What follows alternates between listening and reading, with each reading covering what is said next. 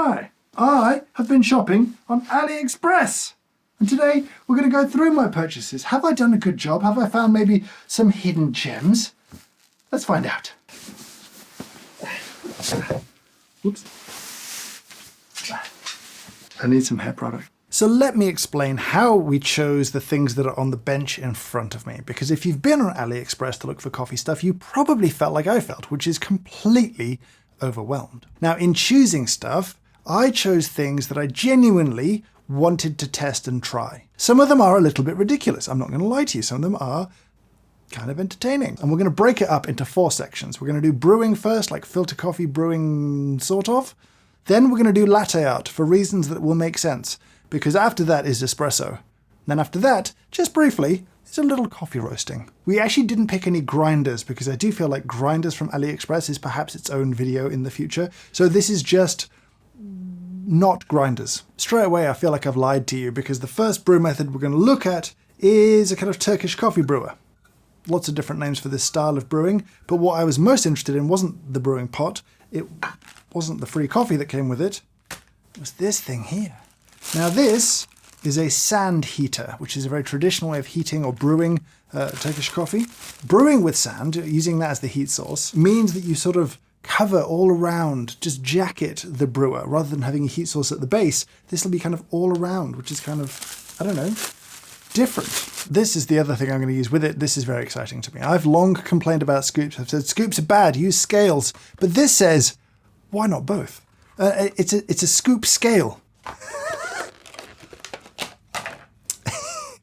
It's kind of more bulbous than I expected, if I'm honest. You can use this to weigh as you scoop. So you've got an on-off button, a mode button, and a hold button. I'm gonna tear mine. And now we're gonna get 7 grams of coffee. I'm gonna use the stuff that came with this Turkish coffee maker because I don't know why not. Oh, 7.5, a little bit less. 8.7, okay.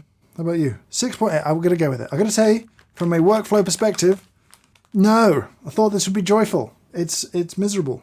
Anyway, in you go. Now, I haven't covered this kind of brewing on the channel before, and so I'm just going to go with a kind of popular recipe for it, where we're going to do sort of 10 to 1, so 7 grams of coffee, 70 grams of water in 60 degrees Celsius, and aiming for a brew time of 2 to 2.5 minutes. Now, I don't really know at what temperature I should set my sand. Didn't think I'd say that today. Let's go with 100. Let's have a little look at the temperature here. This sand is 150 degrees Celsius right now. It's getting hot real quick. Something smoking? This is emanating a very terrible smell. Like burnt old fish. Get in that sand.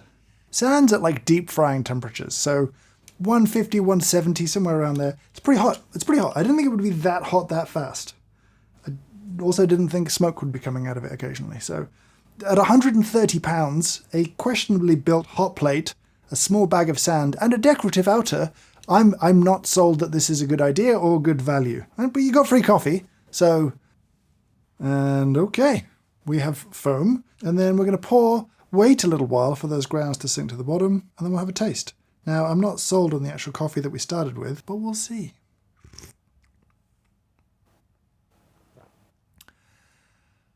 I'm not sure I can blame the brewer.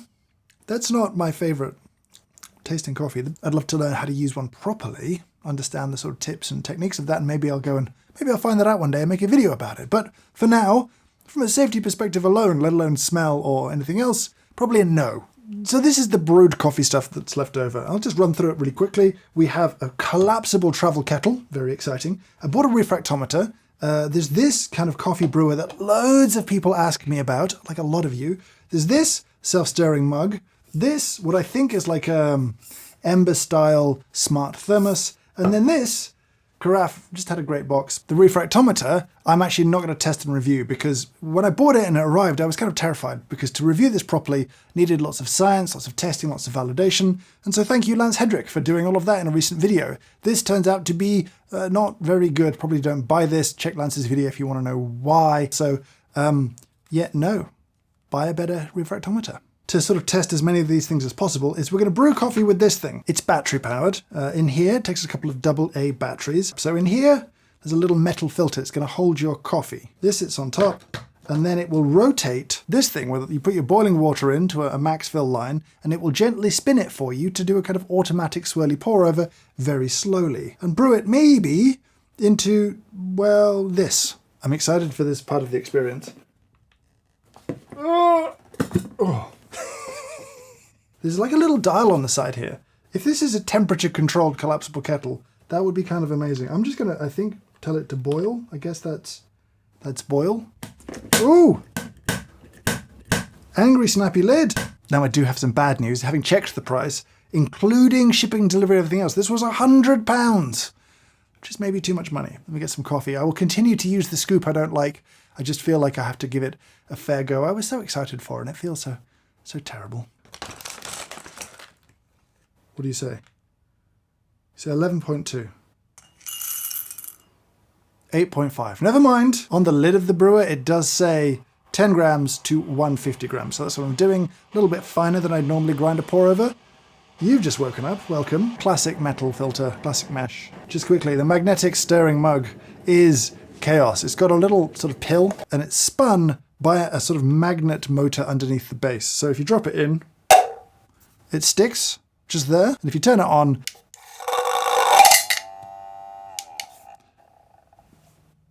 it went in the coffee. I presume it is more controlled when there's liquid inside, but we're gonna find out. And just so you can see, when I push the button, where's the button?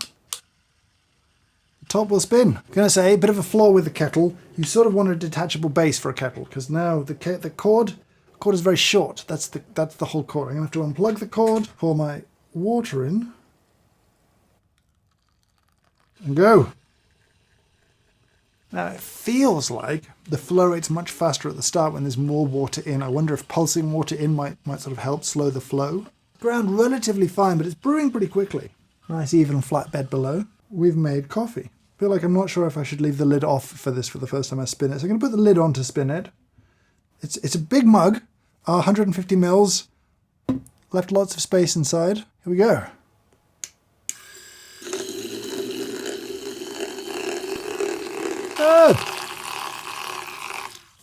Okay, that's messy, but it looks kind of cool. That's definitely a lid-on experience, if I'm honest. Better than I thought, but it's good coffee, good water, good grinder. I feel like this brewer probably brews a bit cool, probably works better with darker, more developed roasts that you want to brew as filter coffee. I would say that's not the best brewer for lighter roasts, but it is kind of fun, and I'm kind of into battery-powered brewers. Not the best. Not the worst. Not the best. Now, to talk about this mug, I actually need to empty it. So I'll put this coffee into my smart thermos. Little strainer inside as a bonus. Some silica gel. Always a delicious treat. Don't eat it. You currently say 24C. That's a lie. How do I make you on? It's doing the ambient air temperature inside, which I guess will equalize eventually, but it's not telling me that the temperature of the liquid in the base. I wouldn't recommend it. I don't think that's very useful. This is powered by AAA batteries that live under this very flimsy thing here. Like, this doesn't seal meaningfully. There's just two batteries there. This is in a mug. You might want to wash it now and again. I don't think that's a good idea to just have a battery door that's just a flimsy piece of silicone that just sort of vaguely squishes into place. I kind of always wanted an auto stirring mug, even though I don't take milk or cream in my coffee. But the idea of a spinny thing always just pleased me. But this one, maybe I wouldn't recommend solely because it just feels like you're going to break it the minute you wash it. I'm still cross with this. I'm trying, if I turn it upside down, it thinks it's 37. This doesn't work. This just doesn't work. Okay, let's put this into this beautiful carafe because that actually is pretty great. I'm actually pretty into this nice little amber glass jug. It was £11.20 delivered, which is actually cheap. It's cheap, and I feel like that's good value. It also has a hilarious box. I think it does up to 400 mils, £11.20. I like it. So to recap, the kettle, way too expensive, wildly inconvenient, but collapsible and kind of fun. Refractometer. Lance says avoid it. I listen to Lance. This thing, for more developed roasts, fun, kind of enjoyable. This thing did not work, don't really get it. This, very nice, I like it. And then the stirring mug, maybe great once. Let's talk about latte art, because that's where I'm getting pretty excited. I'm not gonna lie, this is the main event. This is it. This enormous thing here is by far the most expensive thing we bought. It was £1,500 delivered, but it's the most exciting, wonderful, amazing thing. It's a latte art printer. It prints art on lattes. It doesn't just draw the squiggles that we do with milk pitchers. This is a full color latte art printer. This is the EveBot. This, when you install it the first time and you put it together, you connect it to the Wi-Fi and you're going to talk to it through the internet. You can, through a QR code, upload any image you like to this thing. Then, at the push of a button, it will print said image onto a cup of coffee. Now, this one is full color. Full color. They do say on the website, there's little certificates and stuff, this is food safe. You pull out the little cartridge, it looks like a printer ink cartridge. Apparently you should not consume regular printer ink, but apparently this is okay. So I need an image, a little selfie. Let's go with a horrified me. All I have to do now is scan a QR code and I upload from my photo library. Let's choose disgusted me. I think I can just go full face. That's what I'm proposing to print. I have arrived. On screen. I get print options. I get to choose how I print my face. Let's find a cup to print into, and I actually have one just here. This I bought believing it was an espresso cup, and that, it turns out, was a lie. Not an espresso cup. This handle, like as an espresso cup size, might be okay. It's just super weird, this big. Okay, we're looking at a print diameter of about 78 millimeters. So I'm going to take it up to 78 millimeters, 3 inches. 3 inches across. This brings us to this, which I'm also very excited about. This is a steaming unit, a milk steaming unit. It's just for making steam. We have to put it on the heat. It will boil water inside it, trap it. It'll show us a pressure gauge. We've got a steam arm, little cool touch side here, and a valve. And it came with no instructions. I've checked, it's not induction friendly, so we're going to stick it on a gas stove, put some water in it, and we'll see how it works. A lot of you wanted to see an electric version of this. We tried to buy that several times, and it ultimately just didn't work out, which is very frustrating because I want to know if it's good too. I'll be steaming milk in this little steam pitcher. I liked this. Little temperature grading on the side here, let you know how hot or cold your milk is as you're steaming. Very useful. We're going to be aiming for maybe 55, 60 degrees Celsius, which is the upper end, honestly, of this thing, which is interesting. So when it gets to 120, I'm going to leave it on the heat, but drop the heat really low, and I'm going to have to turn it around to face me. We'll try and show you both the gauge and the temperature gauge on the side of the jug, see how those are. Let's see how you are to purge. Whoa! Oh. Ready, here we go. Now trying to find the vortex position. It's not bad pressure. So I have to say, texture from this, great, flawless, perfect. It steams really nicely. I really quite like using it. It brings me no pleasure to tell you that it costs nearly £300 delivered in the UK, which is a bit too expensive. And at this point, you're not far away from one of the sort of better cheap machines, espresso machines, that can steam milk automatically and do as good a job, sometimes better than me. Anyway, no coffee, because I want to give this thing a canvas, a blank canvas to work with. Pour. All right. Now we make art. Go.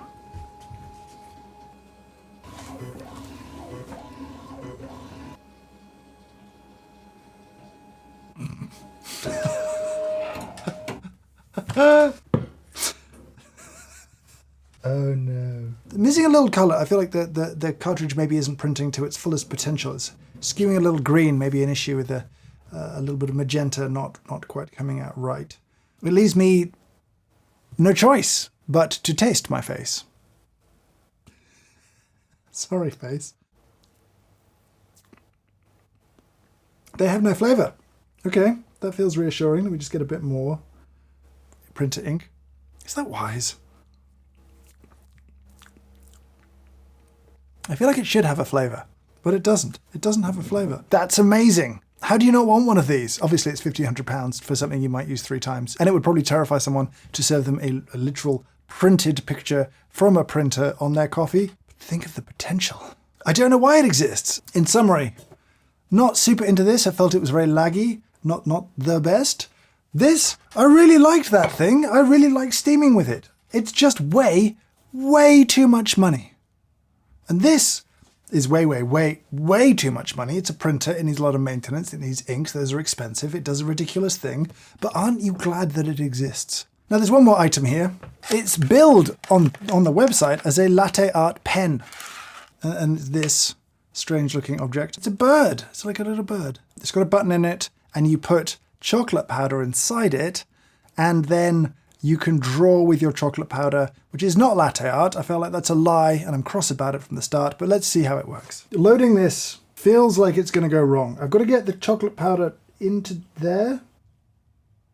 I guess there's probably like a little vibrating motor in here. Let's see what happens. Come on now.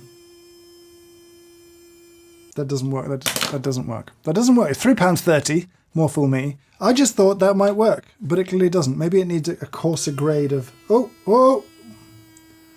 No, it's rubbish. I thought that would let me draw beautiful patterns of chocolate powder or crass images. Either way, I can't do anything. With this, it's useless.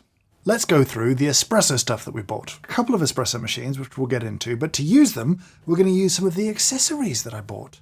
And there's a mix of accessories. One of them I can't really use today, but I just love it. This weird looking creature is made of just silicone, and it's for filling your espresso machine tank when the tank is tucked back underneath your counter, and you just put this on top, pour the water in, and it just sort of, I don't know, periscopes it to the back. That's not the right word, but it'll do. I bought 3 things from one particular store because that store looks like one of the most legit stores for coffee on AliExpress, and that's MHW 3 Bomber. I bought this box, this sort of like tamping station, knock box stuff. I brought this espresso brush for cleaning baskets, which I presume isn't going to work that well.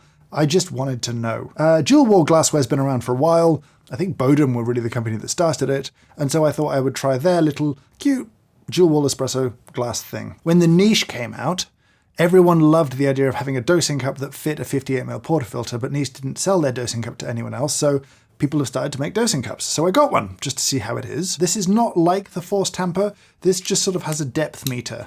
We'll see how it is. Now these are big, chunky, manual 58ml lever machines. On paper, these looked kind of cheap, but by the time that they were shipped and kind of went through delivery and customs clearance, all the additional fees, they were both much more expensive. Close in price to the Flare Pro, and the Flare Pro is different to them because it has an active heating unit, and these don't, which is going to be a lot of what I talk about here. Let's make some coffee with maybe this one first. A quick look through. You get a tamper, got a gauge on the front, with a creature on it.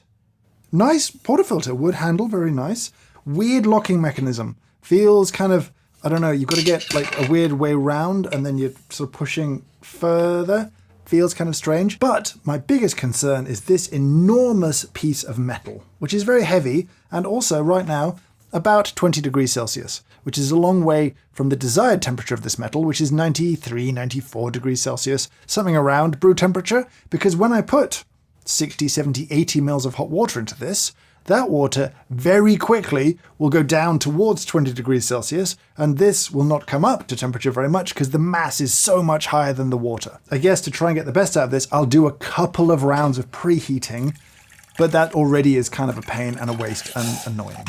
Yeah, that's like, 50 max Celsius. I'm not sure how I can review a tin. Does it fit?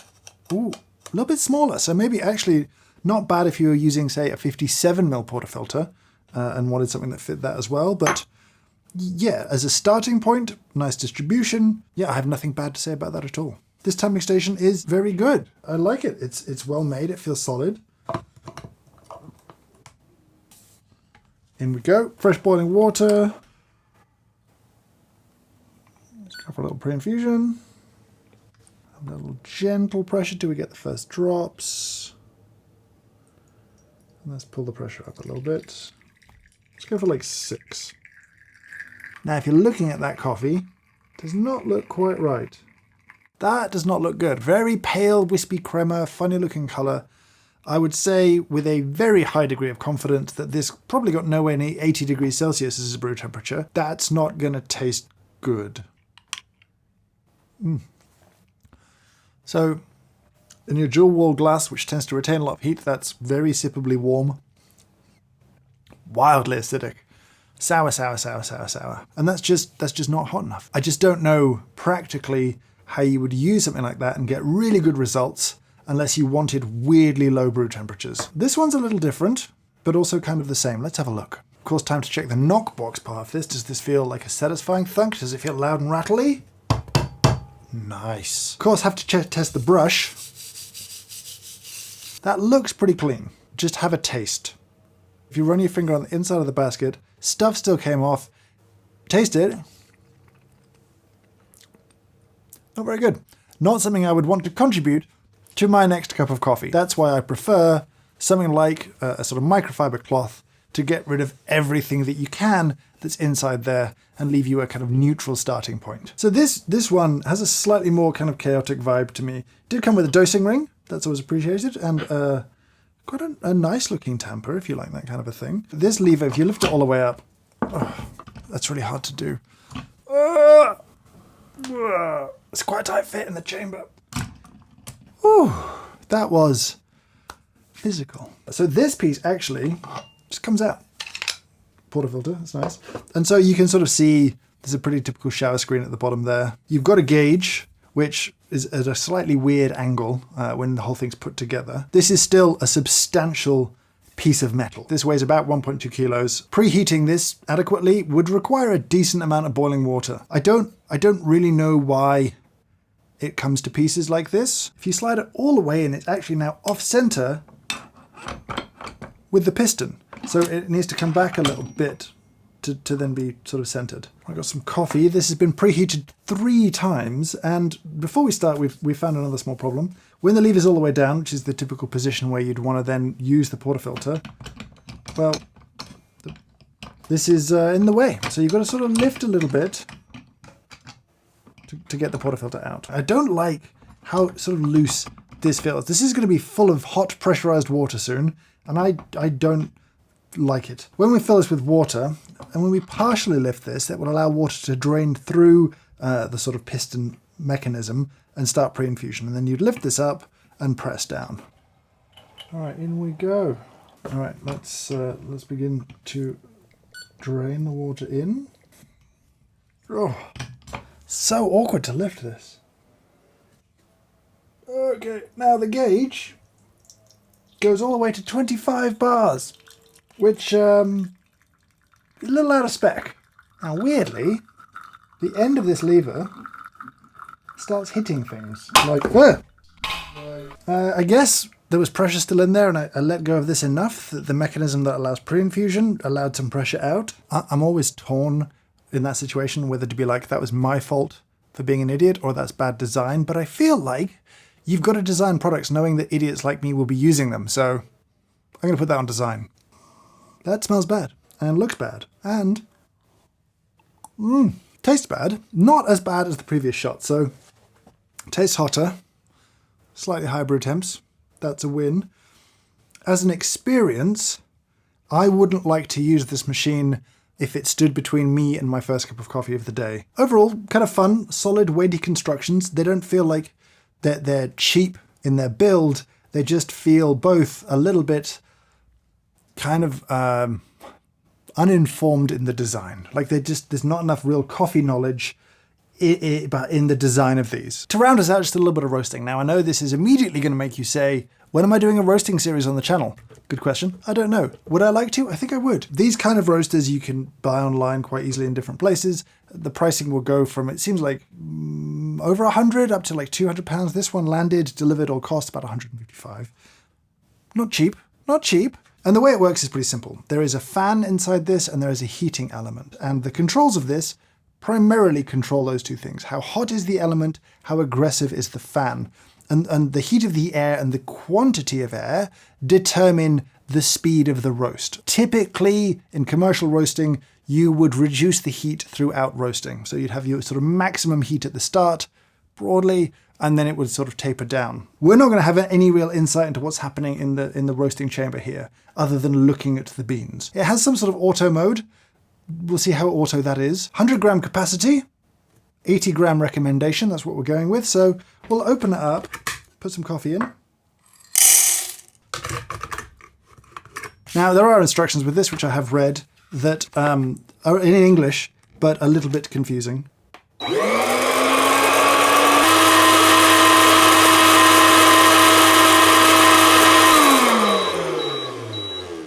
That was noisy. Well, roast, bit of a mess. So I pulled this relatively light. Looking at it, it's not a very even roast. Now, to make it more difficult, this is a red honey coffee from Costa Rica. So the way that the beans will look on the outside is a little bit different to, say, a washed coffee, and there will be a little bit more variation from that. But the roast was definitely too fast. Now that's the automatic program, but the fact that that's a 10-minute program of that level of aggression, this was going to end up at the mythical third crack, or as some call it, combustion. Well, probably not, but very dark, very oily at that point. I'm going to roast this again on manual mode this time. I definitely pulled it too early. I'm not saying it should have run the full 10 minutes, because it absolutely should not have run the full 10 minutes. Maybe get something that's going to be drinkable.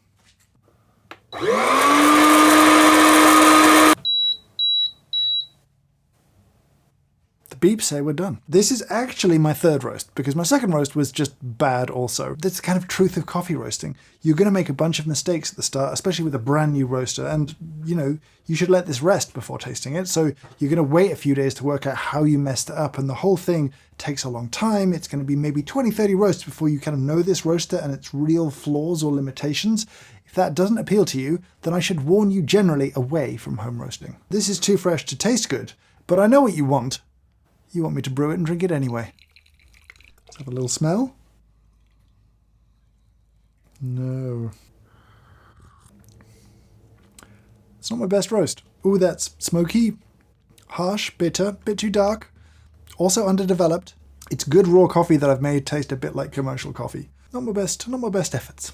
Honestly, if I was going to get into a roaster like this, I would look for an existing model that has a community around it already that's going to give you a lot of guidance and support. If you're going with something like this, you just don't know what heat setting 4 is compared to other roasters. In terms of little complaints, the fan buttons are the wrong way around. I go more heat that way, I go more time that way, but I go more fan this way.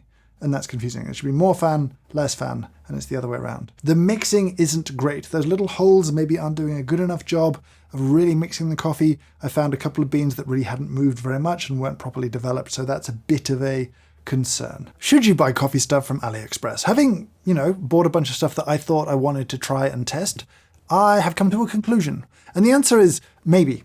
Sometimes, maybe. If you're looking for a cheap product, then in many cases, what the sticker price is not what you're ultimately going to pay, and by the time it's shipped and customs are cleared and all that kind of stuff, it may not be the bargain you hoped for. I think it's a good place to buy stuff if you have a specific tool in mind that you're looking for. Then there are reputable sellers making great quality products out there. I would certainly recommend that. And there's some stuff here, little bits and pieces that I thought was really nice and worth keeping.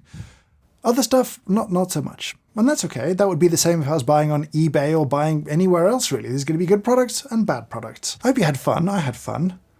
And all that's left for me to say is say thank you so much for watching, and I hope you have a great day.